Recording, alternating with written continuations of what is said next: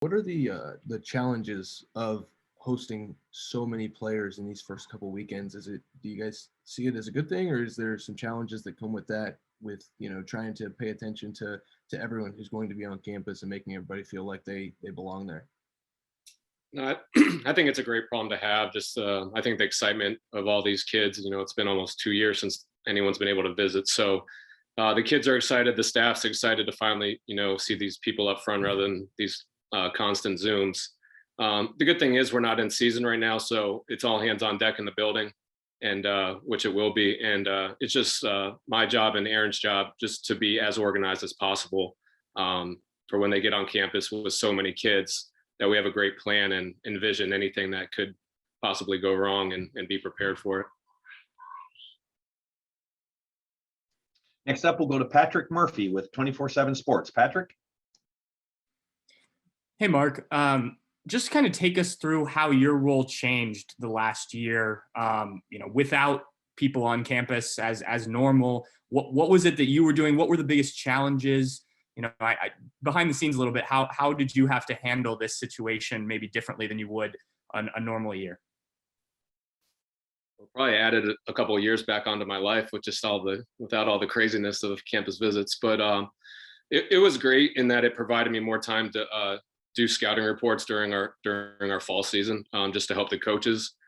So I spent a lot of time scouting our opponents, which is good because now with this one-time transfer rule, now I have notes on every team we played, and I would take notes on other players. So if they now enter the portal, at least I've graded guys and got a head start that way. But obviously, when you're constantly doing Zoom, you're kind of limited on what you creatively can come up with. So I think I told you guys this analogy before, but the Brian Hart line, it's cool to when you see the commercial of the nice flashy car, but you don't really know until you test drive it, how cool it really is. So that's what we're about to do. These kids are about to test drive the car finally, after seeing the commercial for so many months.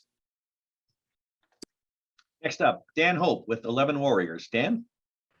Hey, Erin, just wanted to ask you, as you're starting this new role, what's it been like for you to kind of come in as your first year on the job and to be now coming in at such a crazy time in recruiting? Working at the University of Kansas really afforded me the ability to enhance my skills and be prepared to come to Ohio State. And with about 14 months-ish, not having kids on campus, we're doing something a little bit different where it's almost like a hybrid, like utilizing Zoom and having the kids back on campus. So that transition really helps us to ease back into it. And honestly, I'm just super excited to get everyone back on campus, like working in this field and being with these prospects and getting to know them. It's just an exciting opportunity to have them finally back and transition back to the normal times. And what brought you to Ohio State, and kind of what do you think that you're going to bring to this recruiting department?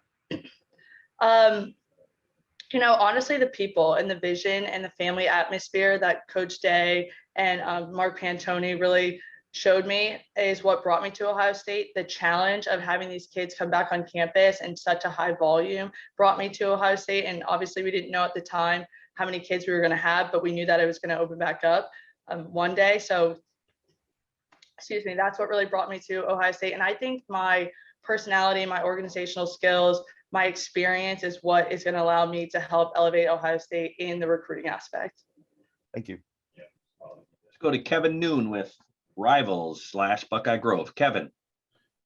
Thanks, Jerry. For Mark, you're going to have most of your commits coming in the first weekend. And obviously that's going to be good for the camaraderie. A lot of these guys have not had the opportunity to meet each other in person. Is it better to have them all coming in at once, or is there part of you that wishes that you could spread them across the weekends just so you would always have a couple of guys that were obviously very pro Ohio State after committing? Because certainly it's not going to stop maybe some of the local guys from coming in unofficially, but is it better to have them all in at once, or if you had your way of picking it, to spread them out? Yeah, we discussed that as a staff, and we just felt like since they've been so loyal to us, we wanted them to get here that first weekend, just because they deserve it. They deserve to all be here together, get to know each other. They are our best recruiters, them along with our current players. So I know some of the local guys, I'm sure will come back other weekends and help, but no, it was our decision to get them all here that first weekend if they could. Next up, Jeremy Birmingham, Letterman Row. Jeremy. Mark, a couple things. How many people are you actually expecting on campus in June? And with the 6 set one-day camps and is the rest of June basically just an open house where kids can stop in and do unofficial visits? And if that's so, what is the guidance on their ability to work out or get evaluated during those unofficials as opposed to the camps? Yeah, I'll let Erin answer your first question here in a second, just because she's keeping the calendar and the numbers. But just as far as the 2022s, they can come work out for 1 hour with one coach. So there's no there's no wide receivers running routes together. There's no one-on-ones. It's just simply a one-on-one workout. And then with camps, that'll be mostly for the 23s and 24s, just to get that early evaluation on them. But every day is going to be crazy. There's not going to be any days off. Erin can talk now just about how the total numbers are looking. Yeah, for official visits, we have approximately 51 approved right now. And then for unofficial visits, it is kind of like an open door. If they come to camp and they want an unofficial visit, they can have that. If they're coming to see their coaches and get a tour, campus tour, they can do that as well. So I don't want to give you a small ballpark number or a large ballpark number, but right now on my calendar, it's about 150 to 200 kids. And there is no ability for kids who are on official visits to do the hour workout? No, they cannot. Okay. Next up, let's go to Stephen Means with Cleveland.com. Stephen?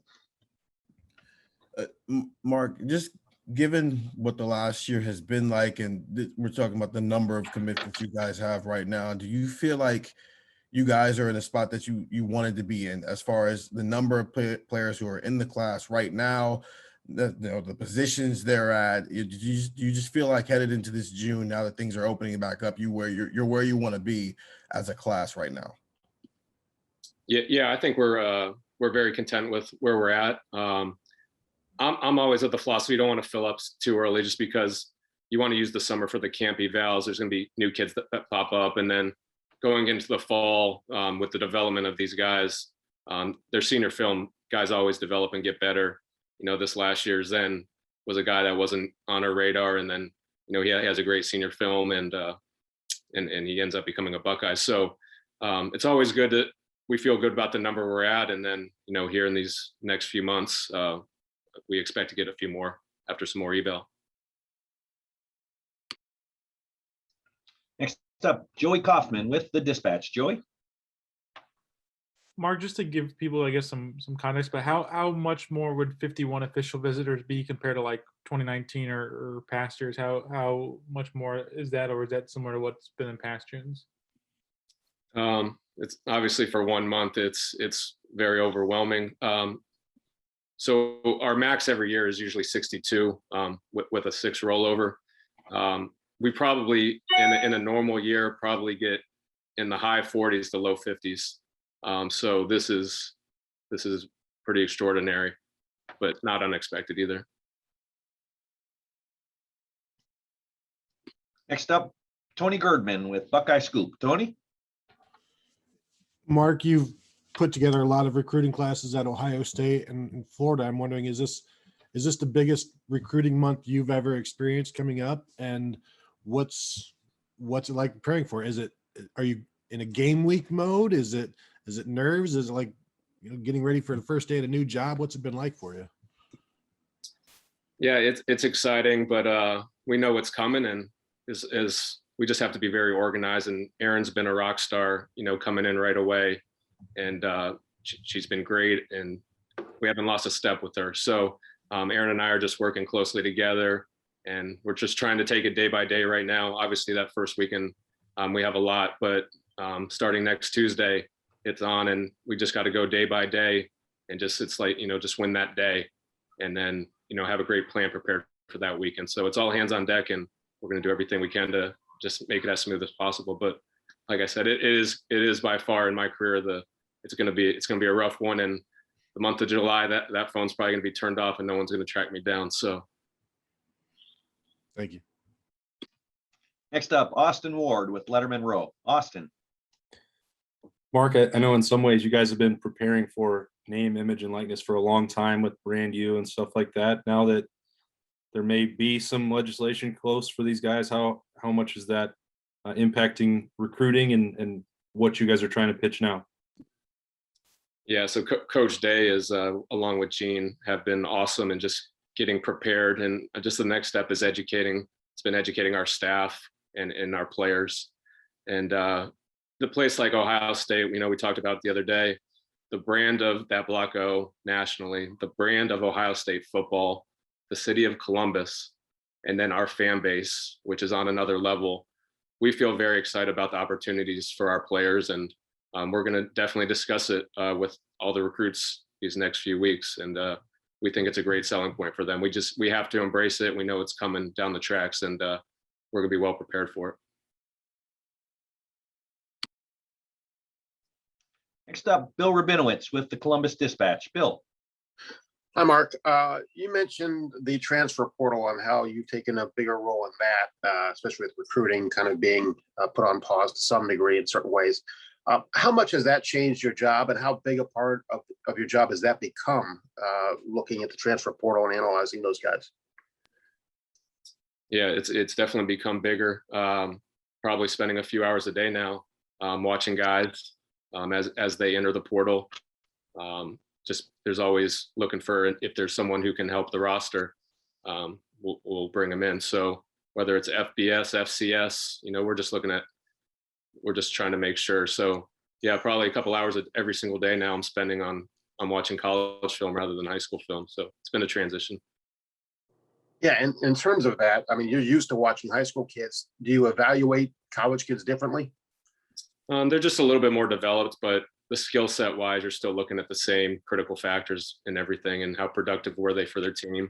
Obviously, a guy who was a backup at the school they left and didn't have much film, probably not going to be a guy for us. So we're looking at guys who've had success at their old school and maybe be able to help us, like Jonah and Trey and Justin were home runs for us. Right. Thanks, Mark. Next up, Nathan Baird with Cleveland.com. Nathan. Hey, Erin, I know that you've only been there for a couple of months, but I'm curious what you've seen in that time that has given you some insight into why this Ohio State recruiting machine has been so successful. Anything that you see that they do differently or do better? And what has sort of just struck you about how they go about this and has impressed you? That's a great question. I would say that Ohio State is very, all the coaches are involved with every recruit. So it's not just the position coach, it could be the area coach as well as another coach that's also involved in recruiting a kid or building that relationship. We focus heavy on the families as well, which I think is very, I'm not going to say unique, but it's very different from what I'm used to. And I think, Coach Day, he says, tough love, and you're going to fight to be the best version of yourself. And, when we talk to these parents, it is that is the atmosphere that Ohio State has. And so we're actually, it's not a pitch, it's what the atmosphere is and what they're going to walk into. And I think that's the difference between other universities that I've been to, is what we're telling these kids is what they're going to get. Move on to Mark Givler with Buckeye Scoop. Mark. Hey, Mark, just curious, are you seeing an extra, or are you feeling an added importance to these visits because you're not getting the unofficial visit you might normally get leading up to the official? So you've had this kind of chaotic recruiting process here the last 12 to 18 months. So is that kind of upping the ante here a little bit? Because with some of these kids from the out of, from Texas or California or something, it's a one and done opportunity for you. Yeah, that's a great point. And I've brought it up to our coaches, it's kind of like we're putting all our chips in right now in the month of June, because a lot of these guys, we may never get back before December signing period. So that's a long time to go. And it's that impression may lose a lot of its luster. And a lot of the top guys we're going after right now, these next 4 weeks, they're going to be taking visits every weekend. And so, for a top guy who may be visiting this first weekend and then going on 3 more trips after, is that feeling of Ohio State still going to last? Because obviously the red carpet's going to be rolled out everywhere. So we just have to do a great job. And then after the visit, we just have to do a great job staying in touch. And, hopefully for some of these kids, I think the attraction of coming unofficially for a game will be there. So hopefully we can make that work in a lot of these cases. Just want to let everyone know, anyone who's come on late, we are recording this, and so if anyone missed any portion of this, shoot me an email afterwards, and I'll send you a link, and you can download this. We're going to move on to Joseph Hastings with Rivals.com, Buckeye Grove. Joseph? Hey, Mark, I just wanted to ask, with it being well over a year since you were able to host prospects on campus, how important was it for you all, the staff, to make a splash that first weekend and make a strong first impression on some of those top targets that you'll be welcoming into campus? Yeah, what we hoped is just to set the bar. So when these kids go to other schools, it's like they know what Ohio State was, and it's going to be hard we want them to think this is going to be really hard to top. And, Coach Day has been very involved and with a lot of input, which is awesome. And we have an outstanding plan for the first weekend. And we think, hopefully, cross our fingers, we have some decent weather. And thank goodness it's not this weekend with, 52 tomorrow. So we've got a great plan. We're just going to execute it the best we can. And we expect nothing but the best. So we're excited. Thank you. Next up, Bill Landis with The Athletic. Bill?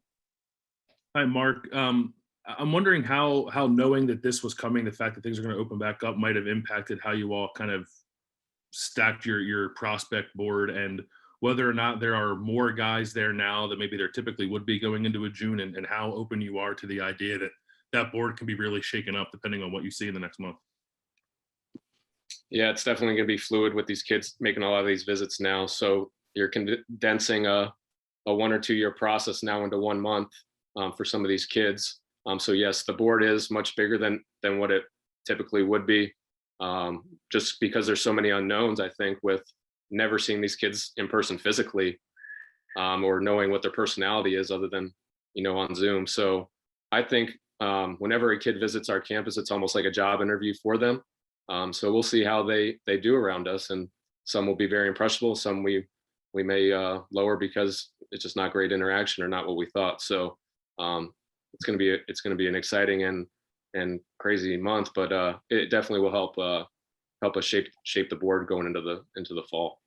And on the idea of these guys being impressionable, like they're going to be on college campuses for the first time in 2 years, and I don't know, maybe the first thing they see they're going to be wowed by, and maybe they'll want to commit right away, right? Because I think they're excited to be on campus, just like you guys are excited to host them. Like, how do you kind of manage that? Not, I don't know, letting that excitement kind of roll over into kids making decisions quicker than maybe they should.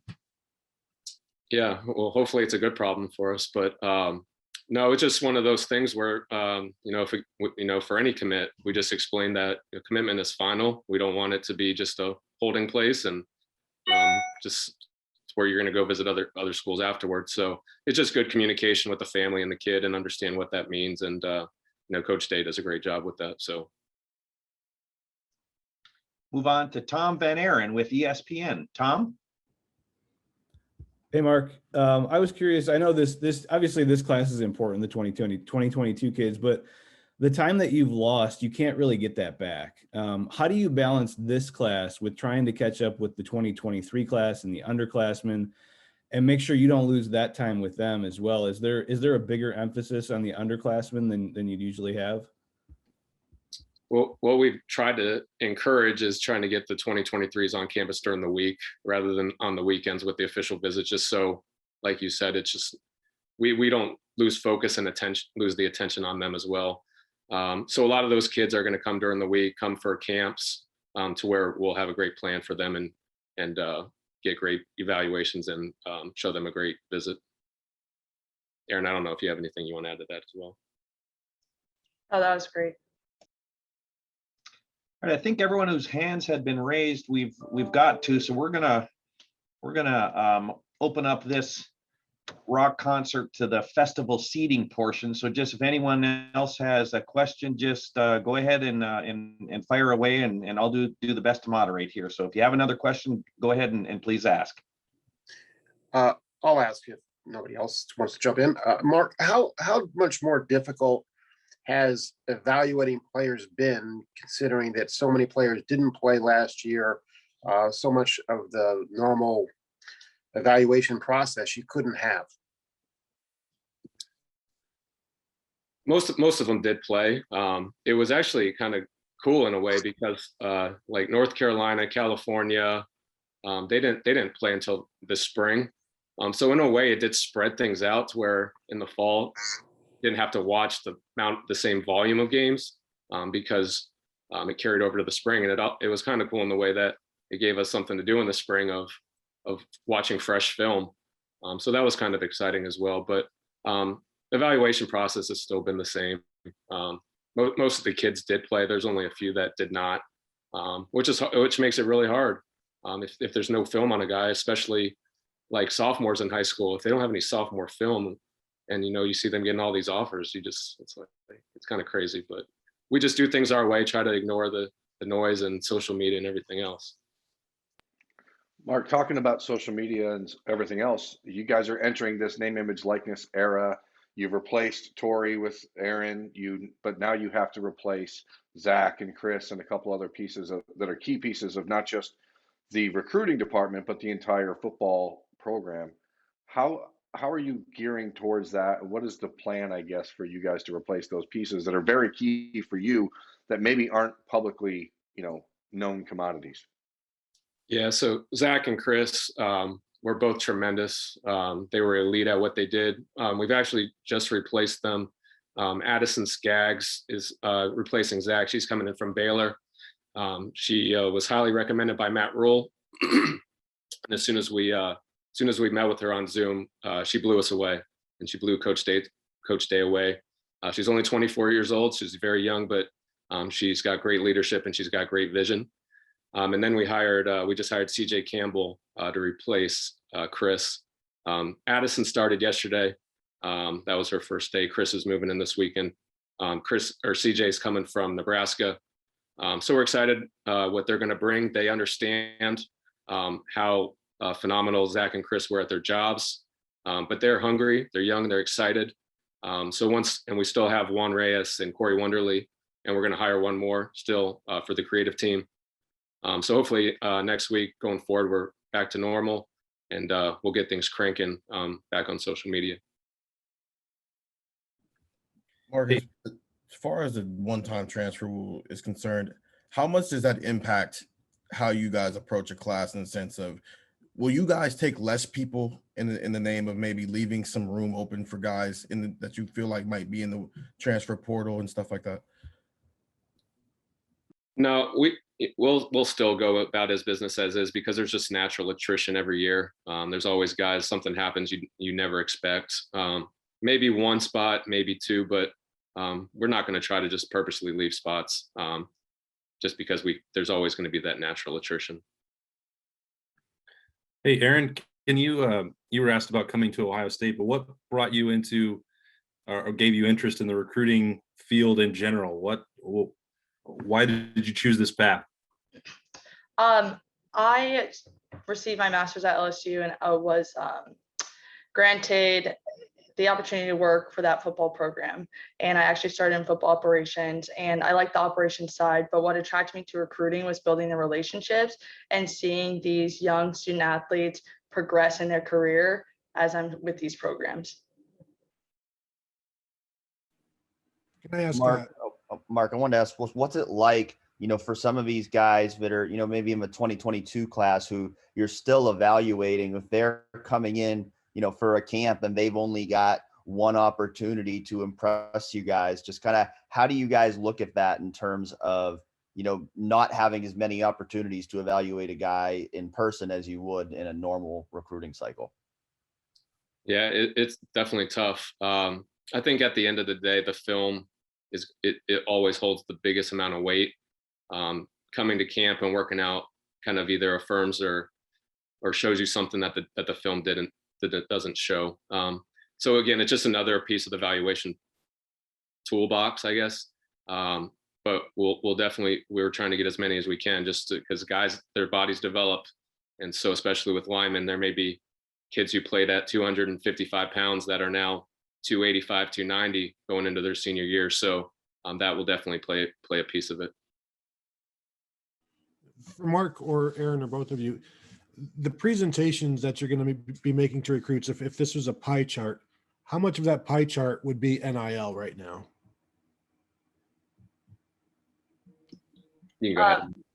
I would say honestly, with NIL, if we're going pie chart, I'm going to say the presentation is about 30%, but the natural conversations that happen, I think it's going to take over a lot of the chunk of what is talked about, because that's what these kids are really interested in. You know, they're interested in their playing time, they're interested in building a relationship with the head coach, but there is that money aspect. And so to me, if you're asking personally, presentation and conversation wise, it's going to be about 50%. Thank you. How much do you want it to be? I mean, in an ideal world, how big of a pie piece would that be, Mark? I mean, you guys are building relationships, as you said. I mean, how much of it do you want to be about NIL, and how much of it would you prefer to be about the real important parts of relationship building because of the transfer portal, because all these other things that are going to be exploited if relationships are put to the back? I think it depends on each kid, and that's knowing the kid and their families. Again, I think it's something we have to embrace. Other schools are going to be pitching it, but I don't think there's only a handful of other schools that even have the platform to compete with us on everything, on their whole branding process. So it's definitely something that we feel strongly about, so we might as well use it to our advantage. But if a kid and a family, we're not going to overwhelm them with it. We'll present the information. If they have follow-up questions and they seem like it's really important to them, then we'll definitely use it more. Gene said last week that he was worried about the competitive balance actually growing, or the competitive gap actually growing between schools like Ohio State and some of the other lower ranking Power 5 schools. Do you guys see that as something that is definitely going to be to your advantage? I personally think it's hard to predict, just so many unknowns right now of what's going to happen, but we'll just focus on us and do what we got to do. I'm going to chime in. I'm going to say you guys are a part of our advantage. The media, the core media that covers this program is as large as anywhere in the country. And you all know that, coupled with the corporate industry that we have here in Columbus, Ohio, and the social media presence and clout that this program has and commands. It's it all fits into the package that's going to enable Ohio State and our student athletes to really to prosper in this NIL world. Jerry, that's why you have to have Ryan and every coach available at all times for us. Yeah, exactly, and we're doing our best for that, and every player too.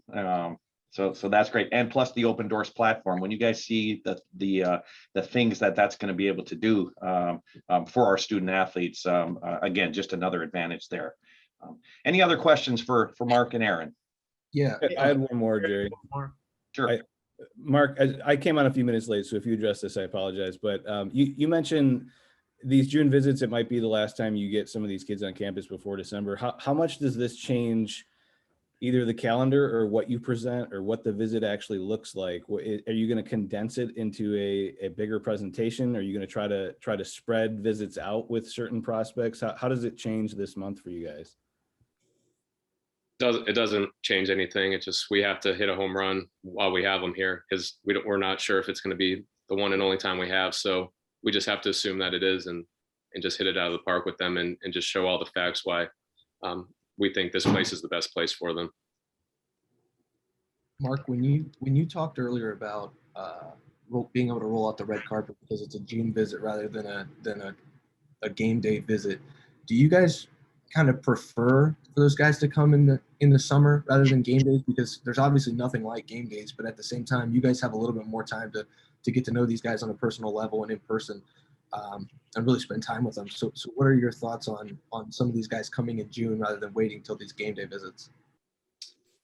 My philosophy personally is the more time the coaches and players can spend around the prospects, the better. Game day visits are so hectic with these kids playing on Friday night, getting home late, getting the first flight out Saturday morning, getting here. Coaches are worried about preparing for the game, worried about their players. And then after coaches not seeing their families for the entire week because of game planning, is just very limited on the amount of time. You just don't have time with these kids. And then Sunday, they're getting ready for the next game.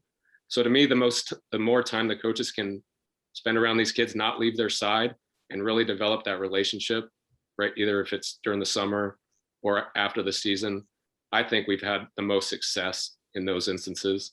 If these kids are going for game visits, they're probably going a lot of these schools they're visiting have really impressive home games because they're going to pick the biggest games they're, to go see. So with all being equal, the game day experience, I don't think trumps the relationship with our players and coaches. Hey, for either Mark or Erin, I'm just wondering with recruiting being this way, being virtual for so long, are there a little bit of nerves that come with the excitement for, like June 1's right around the corner. We've been doing this away for such a long time. Do you almost have to brush up on the people skills? I know you guys have seen coworkers and everything, but doing it with the ones you're trying to recruit now. As Mark mentioned before, Coach Day is heavily involved and he wants to visit a certain way, which I think is great. And because we've been out of recruiting, we've done staff activities where it's okay, we're going to make sure everyone knows, the tour of the Woody. And especially for someone like me who just started. And as Mark mentioned, we have new creative staff too. And having a year outside of recruiting, it's where are things located on campus? What are the pinpoints? The Thompson Library, the top, you can see the whole campus. So these are fun facts for our staff to know. So we have been doing kind of staff training, if you will, which is not something we would have done in the past. But I think it's really great that we're doing that and we're kind of brushing up. And there is an excitement and a little bit of, I'm not going to say nerves, but as Mark said, we win the day. There's a lot of kids coming in and we're going to take it day by day. And we are Ohio State. We know what we can provide these kids. So at the end, we just have to blow them away with what we can offer. Mark, I know that it's important to Ryan to have the opportunity to get to watch, quarterbacks in person. So is that an area of emphasis here for these, camps coming up to have an opportunity to watch some of the underclassmen quarterbacks in person? Yeah, that's going to be huge. We've got a lot of guys coming in for camp, not just quarterback, but in every position. And just the more you can see them in person and work out, especially I think for a quarterback, it's just so important to see the ball come out of their hand live. And so Corey's done a great job of getting a large number of the 2023 kids up here in the next few weeks. So that will provide us an opportunity to get a head start and help our evaluations for sure. Mark, wanted to ask, but with all these June visitors, are there any COVID protocol stuff that you guys have to do with them? Or just the way you guys meet or size of gathered groups or smaller groups or so we're allowed to, the camps we're allowed to do in pods of 25. We don't have to test, but we will follow all university protocols. Questions for Mark or both. I just wanted to know kind of over these past 14 months, what are some of the new recruiting techniques that you all have had to implement that you're hoping that you will take with you post dead period and when things get back to normal? You can go ahead, Erin. I'm so sorry. I'm going to ask you to repeat that. My thing kept going in and out. So can you repeat that? I'm sorry. You're all good. I was just wondering over these past 14 months, what are some of the new recruiting techniques that you've had to implement that you haven't done before that you're hoping will take with you past the dead period and when things get back to normal? I think honestly with Zoom, you've had to brush up on, it's not that in person, face to face, it's learning to communicate in a different way, right? So that skills and those transferable transferable skills of doing that, I think we'll take with us. And as I mentioned before, like maybe as we start in recruiting and we have some kids that are in California, we can do a lot of things virtually so that when they get on campus, they're a little bit more familiar. They're meeting the professors directly. They're getting in with the head coach quicker. We're able to show them campus, and they kind of have a land point because we've done it on Zoom. So taking those things that we've had to do during this pandemic time and taking those skills and transferring them to when they are on campus. Thank you. Mark, I was wondering, just with being able to watch the 2021 commits, the ones that were here in the spring, with everything being so weird in the last year, some of them having not played, were you able to kind of witness what the culture of your program is like, bringing guys in and getting them up to speed so quickly? Yeah, it created a little more excitement, I think. Trey Henderson obviously didn't have a senior year. Evan Pryor didn't have a senior year. So there was a little bit of excitement finally when they got here to see them practice. And as a group, this may be one of the most mature and best groups we've ever had. 15 or 16 of them. They came in day one, put their heads down and went to work. And again, that speaks to the culture. That speaks about the older guys, the vets, taking these young guys in and helping them learn the ropes. And so it's been exciting, and we're very excited about their future as well. Time for maybe one more question. Anybody have one last question? Yeah, Mark, you're talking about the 2022 and 23 class so much, but the reality of the situation is the 2021 class still isn't wrapped up entirely. How important is it to finish June and finish the 2021 class with a big bang, I guess? Like I mentioned before, we're obviously always looking for if there's any high school seniors still out there, as well as transfers. And so in both cases, if there's one that will help the roster, we'll definitely bring them in on visits and definitely explore every opportunity we have for sure. It's National Burger Day. Mark, Erin, it's Memorial Day weekend. It's National Hamburger Day. What goes on the burger this weekend? I'm a plain Jane eater, so mine's just cheese and bacon. No bun. You can throw whatever on there. I'll eat it. Mark, Erin, really appreciate you taking the time to meet with this group of media. Thanks for watching. Be sure to click on that subscribe button so you don't miss a single thing, and come visit us over at BuckeyeGrove.com for all the best Ohio State information on the web.